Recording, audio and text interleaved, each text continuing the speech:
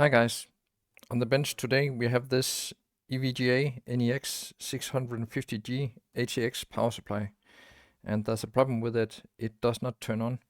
So I have hooked up here this power supply tester and a mains voltage cable, and let's try to turn on the power. And here you saw that the power supply tester tried to turn on, but it turned off again immediately, and also the fan started spinning and also shut down again. So I think we need to get inside and see what's going on there. First, I'll take everything apart. I'll just do that very quickly, and then let's have a look on the PCB then.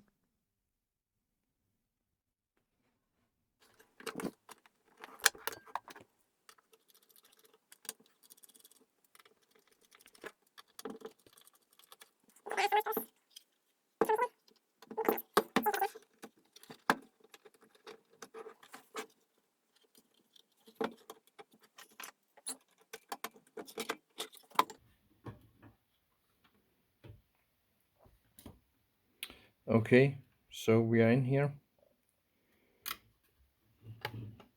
Let's have a close look here.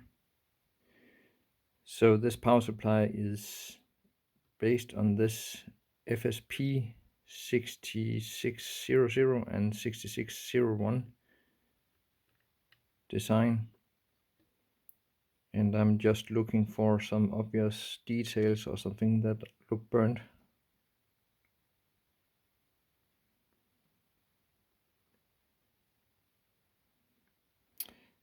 So you have to pay attention to this when you open these power supplies. You see the huge capacitor here.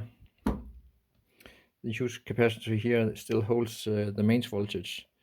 So it's important to be a bit careful when we take out the PCB, and then we have to discharge that capacitor. So let's try and check out the PCB and have a look on it in closer detail.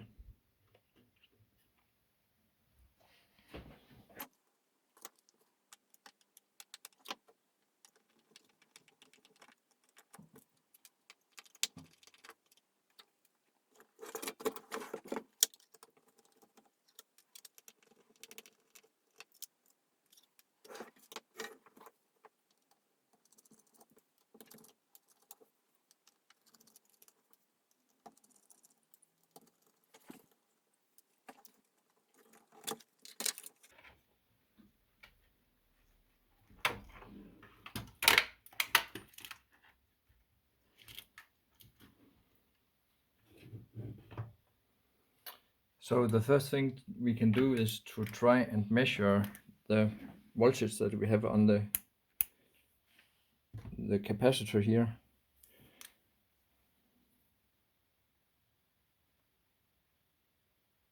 So you see there's 273 volts. So if we touch some of those parts, it will be very dangerous for us. So I have this small cable here. There's a power resistor in here, and let's try to discharge the capacitor here.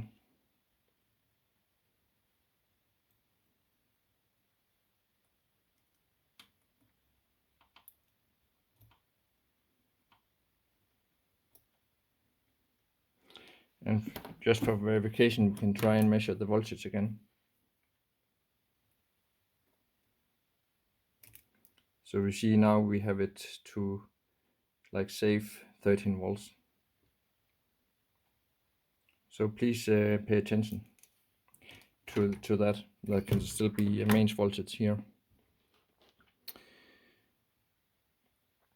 So one thing that I normally do is when I take stuff like this apart is to have a look on the plastic here on the back side to look for signs if something has been burned. Sorry.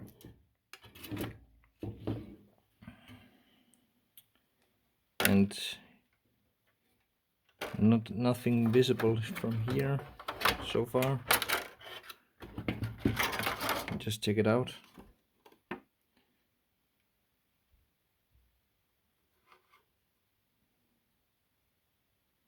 Maybe there's a bit of discoloration here. Maybe it's very hard to see here on the camera. But right here, that it looks like something has been quite hot around this area. So also let's have a look on that on the PCB.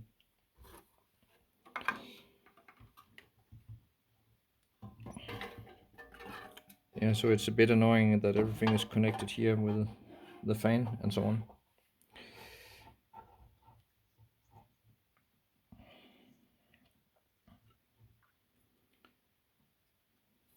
And just try to take it up here. And let's have a look if we can see if there's something burned. So up here we have the primary side, and we saw that the fan started spinning, so obviously we have 12 volts coming out, and then it shuts down again, and then I suspect that everything is fine on the main or the hot side, and maybe the problem is here on the lower side. Yeah, and we can already see there's a problem here. If you take a look on R76, something has been very hot there, and that actually matches the place where we saw that burnt area on the plastic. And I saw a few reports that this is a weak point in these power supplies. So R76 should be like a 10 ohm resistor, and it seems to have been very hot. So I think we will have to have a measurement on that one.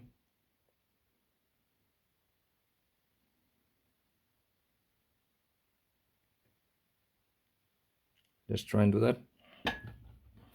So we see like 2.2 kilo ohms, and it should be smaller than the smallest resistor here. So we see a 10 ohm resistor that's measuring 2.2 kilo ohm. And I think we should have a look and try to take out that resistor and measure it while it's not inside the circuit. So I'll just try to desolder that, and let me come back.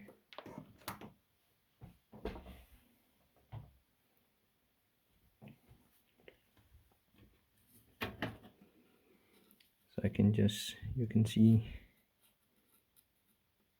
R76. It has been very hot. So let's try and take it out and do a measurement and eventually replace it.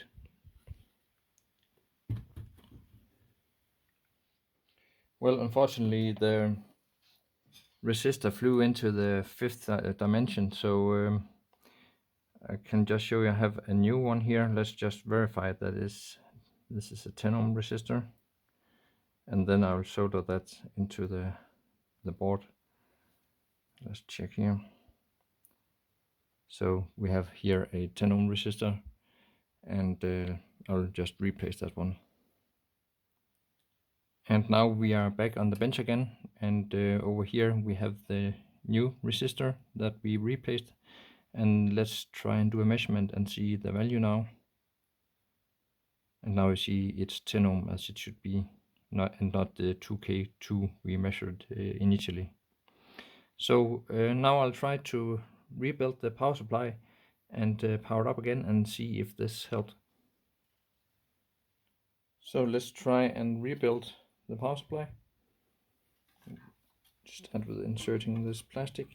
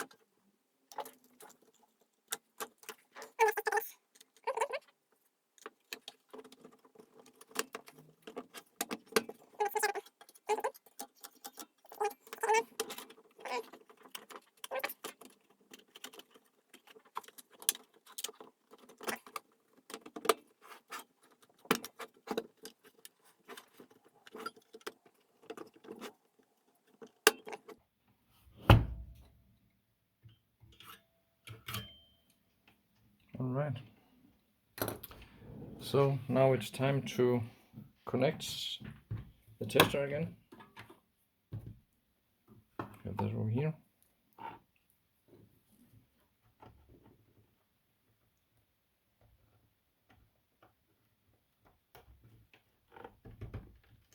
Like that.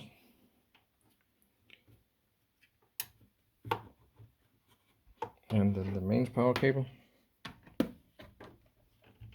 Like that. Alright, let's see what happens now if this solved our problem.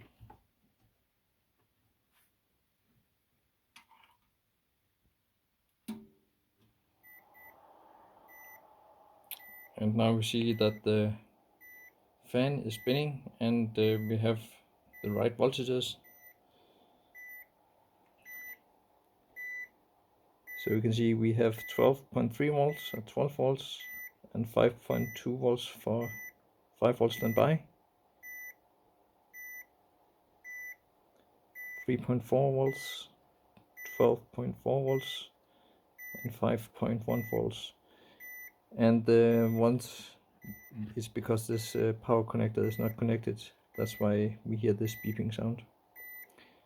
But I actually think that this solved the problem with this small 10 ohm resistor. So yeah, that's something to look out for if you have something similar.